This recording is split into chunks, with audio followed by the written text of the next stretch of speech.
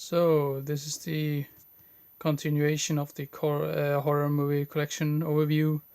I'm gonna start with this box set. This is not really the maybe not a horror film, but this is like the Bronx Warriors trilogy by Enzio Castellari. So yeah, that's it. Like you can see, it's really dusty in here. I really need to clean up this place. Then we have Death Nurse, another release.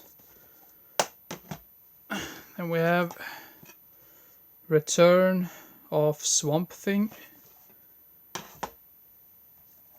Then we have Deathbed, the bed that eats. This is not the same one as the one that I showed you in some of my previous video. I think there was another one which was directed by Stuart Gordon or something, or maybe it was produced by him, but this is not the one. This is the one from the 70s, I believe. So yeah. Then we have a double bill or whatever, double feature with The Being and Cop Killers. I've not seen any of these yet, but I've heard really funny things about The Being. I believe Cop Killers is an Italian film. I can be so wrong about that, but yeah, what the hell. Then we have a film called Night Warning with, let's see here, I think it's with Martin Landau. Yeah, here we have some of the actors, but yeah, there's Martin Landau. Let's see here. Here we have Jack Palance, Martin Landau, Cameron Mitchell, Neville Brand, Ralph Meeker, David Caruso, Kevin Peter Hall. Damn, can't pronounce anything today, sorry. Then we have Invasion of the Body Snatchers. This is the one with Donald Sutherland in it. I think this is like a remake of an older film, I believe. Maybe this is like a remake of a remake. I can be so wrong about this, but this is from 79, I believe. Somewhere in the 70s.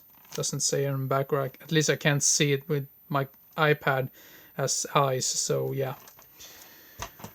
Then we have the first Screamers, which I actually really enjoy. Not seen the sequel yet, but yeah, gonna do that someday. The sequel has Lance Henriksen in it, and this is the one with Peter Weller. And from what I understand, Peter Weller is not in the sequel, so yeah. Then we have, this is not really a horror film either, but The Deadlands. So yeah.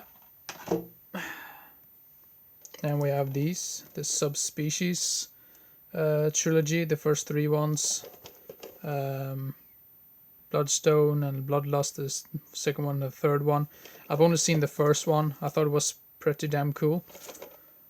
Let's see here, we have to move some of these away again. Damn. Sorry for this, I'm doing my best. Of course my alarm is gonna come up as well, because I have such like bad luck today. So yeah, what do you know? Then we have Koduko Meatball Machine, which also comes with the first one, Meatball Machine. I think this came out like maybe at least like 10 years after the first one or something, so yeah, maybe more, but yeah. Then we have a film called The Bay. Not seen this one yet, but I've heard this is some sort of, I believe this is like an infection film, if I remember correctly, but yeah, you can probably tell by that logo, so yeah. Then we have a shot on video film, I believe, Spine, released by Massacre Video. Really like short film, I believe it is. I think it's only like 70, yeah, like see it right here, 62 minutes, so very short film. So yeah. Then we have Breeders, which I've been told is very sleazy. So yeah, I really love this cover art as well. It's simple but still effective in my opinion. So yeah. Then we have the original, not original, what I'm talking about. I don't think this even has like a sequel or anything, but Arachnophobia. Really like this one. This is probably one of my favorite spider films in general. So yeah, Arachnophobia. Then we have Tales from the Crypt presents Demon Knight. If I remember correctly, I like the second one a little bit more, but yeah, I think I'm in the minority there. But still an entertaining film in general. So yeah, and yeah, of course we have the second one, Bordello of Blood, which I actually preferred over the first one. But yeah, like I said before, I think this is more. I think this is more because I am in the minority. But yeah, well, I don't know what I'm talking about. Then we have Cabin Fever 2. I recently watched Cabin Fever Patient Zero, which I did not care for. And in general, I don't really understand why the Cabin Fever movies seem to be liked by pretty many people. At least I don't care about them that much. The first one was okay. The second one, this one is pretty damn bad. The third one is not really that good either. But yeah, that's just my opinion. Then we have The Fear 2, Morty Returns. From what I can remember, I think I liked this one much more than the first one. But then again, it was ages since I saw the first one, so yeah. Oh, let's see here. And then we have Cannibal Apocalypse. Somewhat of an underrated cannibal film. Some people say it's more of a zombie film than a cannibal film, and some people say it's more of a cannibal film than a zombie film. So yeah, I don't know. I still like it for what it is, so yeah. Now let's see here if I can make this without failing. Deadly Blessing, underrated Wes Craven film in my opinion. Then we have Cursed by Wes Craven. Not the greatest, not the worst either. It's alright, but it's nothing that you really need to have watched or to have seen. Then we have The Skin I Live In. This is great stuff. More of a thriller, I would say, than a horror film, but the whole concept is really like unsettled, really subtle and really creepy. And yeah, if you've seen this, you already know what I'm talking about. So yeah, I need to speed up a little bit. Then we have this, one of my favorite like low budget films. This is so ridiculous, but still so funny in my opinion. Just look at this up here, like boobs in the first second. Yeah, it's just such a stupid selling point. Gobble Gobble Motherfucker, starring Turkey. Yeah, I really like this. This is probably one of my favorite low budget films. So yeah, thanks Killing. Then we have a film called Eternal Evil. Not seen yet, but has Karen Black in it, I believe. And this looks so weird as well. Sometimes Aunt Martha does dreadful things.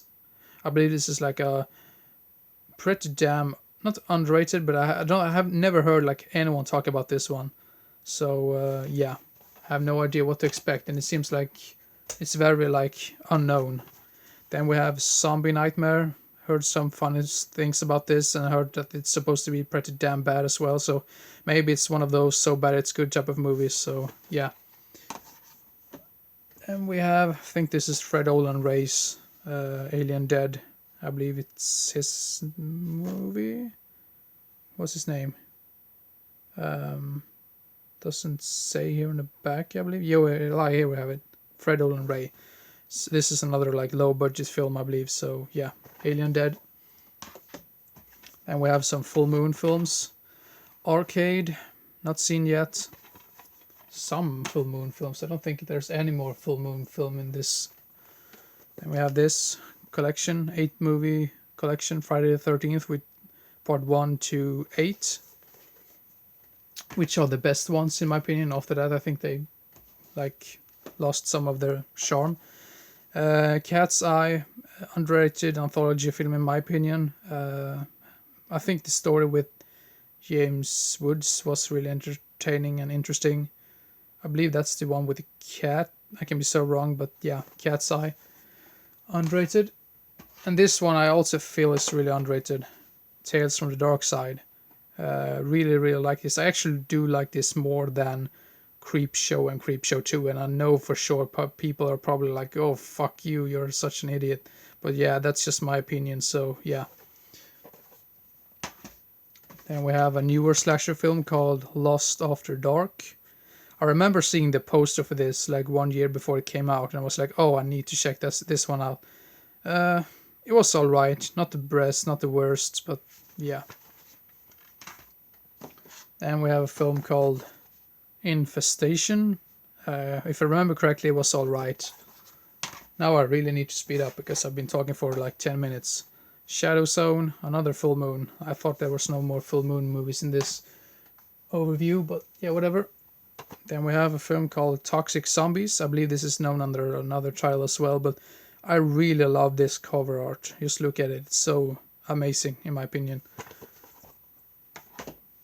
Then we have My Best Friend is a Vampire, which I saw quite recently.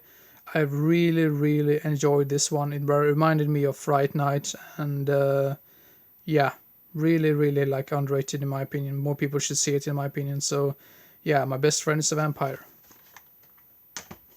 Well, let's see here. Then we have Lucio Fulci's Door into Silence, which was, I think this was his final film before he passed away. So yeah, not seen this one yet, but heard some mixed things about it. I believe that's probably one of his least favorite ones. Not, yeah, I think people seem to not like that much. But yeah, Brain Slasher, not seen this one yet, but just look at that cover art. Really cool in my opinion. That was probably the selling point for me. Then we have Tremors 3 and Tremors 4. I do not have any more movies after Tremors 4. I believe there's like 6 or 7 out there now, if I'm not completely wrong. But yeah, I remember I didn't care that much for part 2 and 3, and I haven't seen part 4 yet, but yeah, whatever. The first one, though, is really a classic. Then we have Cemetery Man. This is like the old Anchor Bay release. This is also known as De La Morte de la More. Really, really love this cover art, by the way, as well. So, yeah. Then, only 2 titles left. The Church by, what's his name? Michel Suave, I believe.